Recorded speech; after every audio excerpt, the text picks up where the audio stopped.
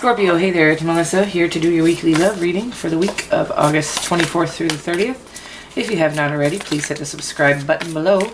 Also, click the bell notification all if you would like to be notified when I upload and go live. What else? This is for Scorpio, Sun, Moon, Rising, and Venus. It's not going to resonate for everybody. If it does, however, resonate for you, please do click the like button. Also, feel free to share this on other platforms if you feel like it could be helpful to your other Scorpio friends or people dealing with Scorpio anywhere in their chart. Right, what else? Last thing is that there is a PayPal me link in the description box below. If you feel so inclined to leave a donation, please make sure that you are in a space to do so financially, comfortably. Make sure you're not in any financial strains. Also, there is a way to get a hold of me, an email address and a pricing list for personal readings. If that interests you, check that out. That's also in the description box below. Let's get at it. Scorpio, Sun, Moon, Rising, and Venus for the week of August 24th through the 30th. I will say that this is, whenever you stumble upon this reading, time is fluid. This is not actually... This is just to give you some guidance. I'm giving a time frame for the folks that are tuning in today. That, a seed could be planted that week. It doesn't even have to be that week. It's the guidance I'm giving you for that week. The Spirit wants to give you for that week. And again, it doesn't mean it's necessarily going to happen that week. Anyways, let's see how your person is viewing you. How you're viewing your person. Interesting, everybody's seeing their person as the Knight of Wands today. And then the potential outcome is the Four of Pentacles. Oh, what's going on, Scorpio? We got the Tower moment as the overarching energy, which, the Tower moment is an inevitable moment. It usually is an abrupt and quick shakeup of kind of how things were, or kind of maybe how you thought reality was, and are now seeing things out of a new lens, if you will. Oftentimes things have to crumble before we can rebuild them beautifully. So not sure what's going on there. Sending you lots of love and light in this situation. We all go through them. They are never pleasant, but they always end well, okay? They always end up with growth, clarification, and usually in a much more satisfied space than we were originally. Oftentimes when we kind of refuse to look at or deal with or handle things that we need to, the universe will throw in a Tower moment and force us to do so, whether that be getting fired from a job, break up with a relationship that is no longer serving you, fight with your mom, whatever it is.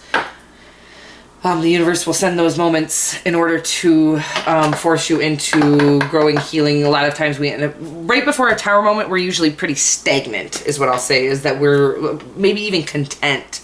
Think we're content. Meh. Mediocre, I guess. Things are fine.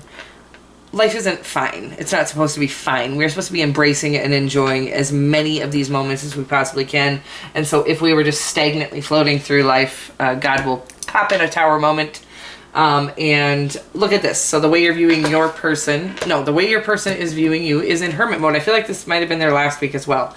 Wonderful. Especially with this Tower moment energy. Hermit mode means, if you want to get a close-up of, I forget that not everybody watches tarot readings all day, every day like I do.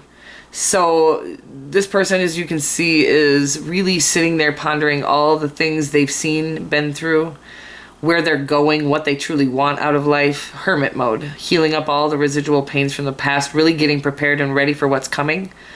True, deep, loving relationships, regardless of if they're romantic or not.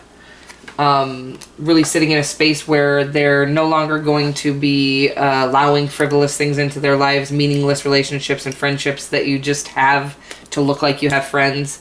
Hermit mode is a very powerful space because what comes out on the other side is the real you. That we've all, we can say, no, I've always been authentic. We've all had a facade at some point and to some extent in our lives, because we are forced to, literally. So when we realize that what others think about us doesn't matter anymore, this is what happens in hermit mode, and how we feel is all that really matters. Then we get to have these wonderful, loving, everything around us is love. We are love. Everything we see is love. Everything we put in and put out is love. Everything we take in is love. Amen. Okay, I got a little passionate there about that, Scorpio. The way you view your person is the Knight of Wands. So passionate, could be a fire sign. Sagittarius, I wouldn't be, I always think of you guys as a fire sign, to be honest with you. You guys are very passionate people. So these are kind of like your Sagittarius, Aries, and Leo. I feel like they match you in the passion department. So you see your person as passionate, kind of ready to take action, ready to move, inspirational, motivational, sexy, physically attractive. We're going to clarify. And then the outcome is this Four of Pentacles. So it's almost like once we attain this, once we get there, we are going to hoard it. And this is, I'm going to actually steer you out of this energy if I can. We'll get some clarifications, like I said. But if we try to grab anything too tightly, it will. If this is like so stupid, but so serious. I'm going to do this analogy, and you guys are going to deal with it. So I'm literally like picturing a slippery water balloon, right? And if you just let it sit in your hand, it is fine. But when you try to hold that slippery water balloon tightly, it slips out of your hand, out of your grip. Gripped. I just be making words up. So this is what I feel called to say on this, is that please note, anything you grab too tightly is going to slip out of your hands. Please allow everything to be. That's where we're coming into this space of letting things be, letting outcomes be, letting relationships be, loving passionately, giving our all, knowing that nothing is promised to us, not even our own life tomorrow. You know what I mean? So letting everything be. That's what I feel called to talk about there. Let's clarify. Although I feel like I really went off on this whole tangent already. Why is the Hermit card there for how Scorpio's person views them? I mean, I really love that card, to be honest with you. I think you're a very wise set of people. You're a water sign like myself. We are not short on wisdom nor depth. So the Hermit card is a perfect card for us. Some people don't like it. It's a boring card. No, it's not. It literally means that we are not shallow and on the surface type of people. We are deep, passionate, loving beings of light. Amen. Wow. Lots of, I'm not taking pop-outs. The Tower popped out, though, I will say that. The Tower just popped out like a boss. So I am just sending you every bit of love in my heart. And guidance through this. Please always contact me. If you're going through anything, I'm always here to talk about it. Of course, personal readings are an option, but if you can't afford that, I'm here just to be, supportive with any human being that is going through anything. I've been through some of the ugliest shifts, and I know how lonely those can feel. So please reach out if you need to. Okay. We got the Four of Swords. Is that the Four? Yeah, that's the Four of Swords. So recovery. Oh my God, after this Tower. I mean, yeah, it's just, it ties in nicely. Recovery, rest, relaxation, recovery, really kind of nurturing you, taking care of you, connecting with the Creator, taking time to meditate, pray, do yoga, physical health, sleep, lots of sleep. Get lots of sleep. We are not getting any younger. Take care of yourself. We're going to clarify the Knight of Wands. I'm obviously, I don't do reversals, Scorpio, but I must have this deck upside down. And the Eight of Cups. So you see them as, I'm sorry, the Seven of Cups. I am so bad. I have really bad eyes, and I should have worn my glasses. So the Seven of Cups and the Knight of Wands, this gives me new light on how you're seeing your person. Maybe they are spoiled for choice. And they are attractive and fiery and magnetic, and everybody kind of wants a little piece of that. I don't know if they're going to choose you. I haven't really gotten that stable of a... Let me go look. I'm clarifying once again how your person views you, because I was fine with that until I saw this. I'm like, oh, I see why you're... Okay, you're not sure that they're choosing you. I usually get this idea that they are, but right now I see nothing saying that specifically. So they definitely see you as a deep, wise person doing, you know, taking time to heal and do your work.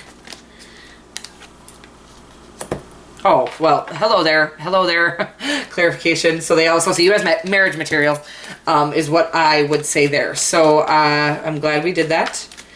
And so they are seeing, you're seeing them spoiled for choice, and they might still be sowing those wild oats. Please allow that, because what they're going to come to, no matter what you do, in fact, the less you do, the better. The less you do, the more. The less you do, the more, you know, you can show yourself truly and authentically at, you know, given moments where that opportunity presents itself. Do not go out of your way to try to show them who you are, because that ends up pushing them further out into their other options, okay? So you allow, naturally, the universe will give you ample time to show them the real you. It might not feel like ample time to you, because we are humans and we want more, better, faster now. But the universe will give you the opportunity. You don't have to find or fight for that opportunity to show this person the true you, and the true you is who they are going to choose, okay? However, when you start acting needy to show them the real you, you actually start showing somebody who isn't you at all, and then you're going to steer them away from you, the real you. That is the option, the wedding, the marriage material. So, okay, I feel better about that. I feel better about this. I know that, like, this is real. They definitely are spoiled for choice, attractive human being. Good for you, Scorpio. That sees you as the end all be all. So let's see one more on the Four of Pentacles for the outcome. Again, the harder we try to hold on to something, the more it slips away. All right, so outcome, death. Interesting. Okay, I'm going to take one more on that, but I'm not scared of this death. There's some spying going on. You guys are probably checking each other out on online accounts. The Page of Swords is, you know, he's done some research. He's a seeker of knowledge. A logical thinker. The death card just means like the death and the rebirth. So this doesn't scare me. This is all adds up quite well. I'm going to take one more on this. So a wounded warrior. I just think that there's some battles you guys are fighting outside of the connection. I'm going to take one more because I'm not seeing any sound. You know, this outcome here is up to your free will, okay? And so if you guys are, like I said, if you try to grip too tightly, you could push the right thing out the door. Or if they try to grip too tightly, whoever's trying to grip too tightly, somebody was. Or somebody will be, or somebody is. Ace of Cups popped out. New love. Ugh. I'm not taking pop-outs, but I just wanted to... Alright, I am taking one more. So the Nine of Wands is signifying rest. The death is signifying... I just want to clear this up because I'm not very good at... I know in my head how the story is playing out, right? But I didn't tell you guys. So we're possibly trying to hold a little too tightly, which will cause a death and a rebirth. So I think we can avoid all of this by not gripping too tightly, by really allowing space and things to just be. But sometimes if that other person isn't... I'm just going to leave it there where I was. No, I'm going to say it. If the other person isn't, sometimes people are like, I'm fine right where it is because there's no pressure. So sometimes we do need to grab to put the pressure on. The other thing is we don't want to sit here for 25 years waiting for somebody to realize that I'm the one, right? So at some point there might need to be some, okay, tell me what tell me what you want. Like, where are we going? What's this? Where's this leading? Because the reality is, if it's not leading anywhere, bye.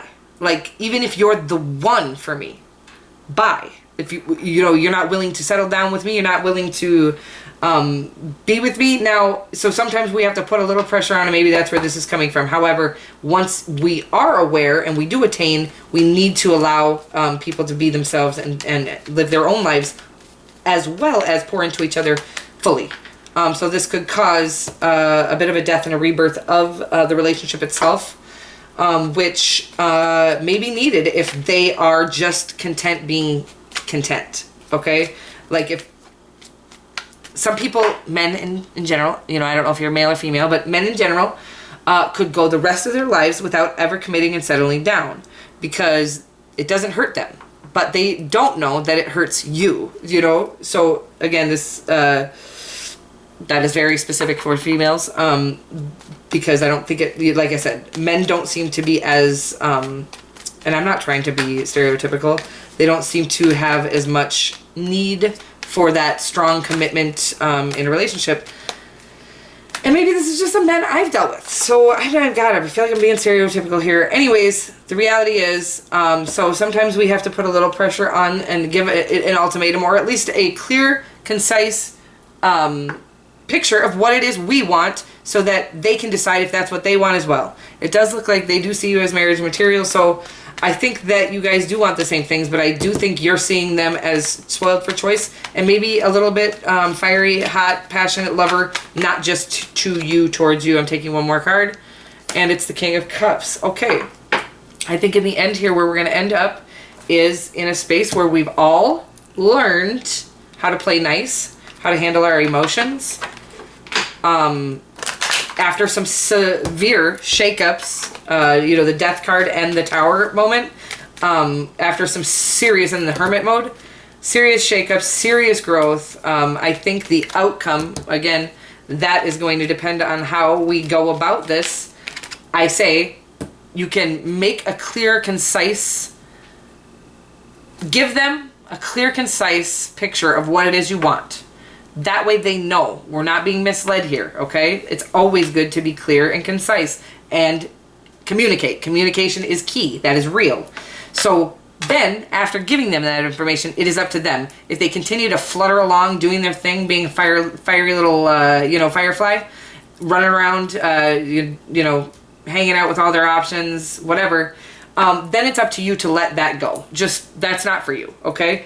However, they may need a moment, and they may come back. This is, it looks like, the death and the rebirth. So after that, you may have to walk away for them to realize what they have. In the end, the King of Cups. This is a master of his emotions. He has plenty of them, by the way. He's not unemotional. He has learned how to master all of that abundance of emotions that he has inside of him. And he doesn't let anybody rule or run him or tell him how to do things. He's sweet, he's heartfelt, he's thoughtful. He is, he loves from the depths of his soul. But again, he doesn't spill it all over the place like, like we can. Anyhow, so the relationship will come to a very emotionally sound space if you allow it to breathe after giving clear picture of what you desire in the relationship. Children could be your love life is being affected by children. So maybe they have children, maybe you do. Maybe sometimes when this card comes up, we haven't done the work to heal our childhood, our inner child from the pains of our childhood, and that can sometimes, or they haven't, and maybe that's why they're kind of when we are out seeking attention from outside sources, like seeking attention from many outside sources, we are trying to fill a void that is within us.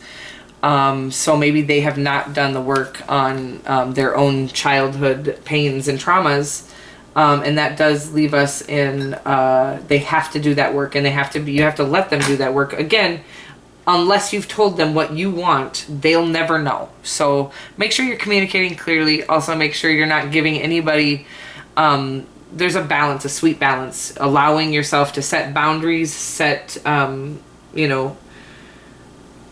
the communication needs to be there, but at the same time, allowing people to be who they are. So you can't force somebody to be the person you're hoping for.